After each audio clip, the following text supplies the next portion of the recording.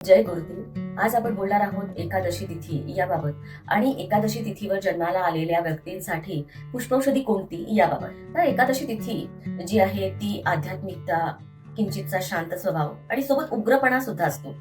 यांना भक्ती, साधना ही खूप आवडते. आध्यात्मिक विकास यांच्याकडे जास्त लक्ष असतं आणि त्यामुळे कित्येकदा एकादशी तिथीवर जन्माला आलेली व्यक्ती ती चिंता किंवा अनामिक भीती याच्यामध्ये अडकलेली असते.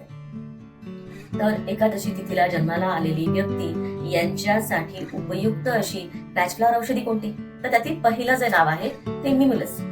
आता मिमुलस ही एक विशिष्ट प्रकारची भीती घालवण्यास उपयुक्त असते. म्हणजे अनामिक भीती, मला कळत नाहीये कोणती भीती आहे.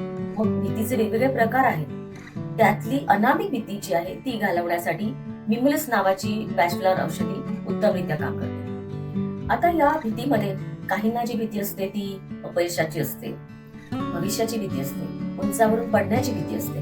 तर ही भीती ही घालवण्यासाठी मिमुलस नावाची औषधी इथे त्यांना मदत करते आणि भीतीवर मात करून पुढे जाण्यासाठी यांना प्रवृत्त करते. आता दुसरी जी औषधी यांना जी मदत करते ती म्हणजे आहे व्हाईट चेस्टनट. आता व्हाईट चेस्टनट ही सतत येणारे विचार यांना कुठेतरी ब्रेक लावते. सतत एकाच गोष्टीवर विचार करत तुम्ही असाल तर त्यामुळे तुमची एनर्जी तिथेच मूव्ह होते आणि तुम्ही तिथे ड्रेन व्हायला सुरुवात होता. त्यामुळे एकाच व्यक्तीचा, एकाच वस्तूचा विचार न करता शांत राहण्यासाठी तुम्हाला ही औषधी प्रवृत्त करते आणि यामुळे तुमचं मन हे स्थिर आणि शांत होतं.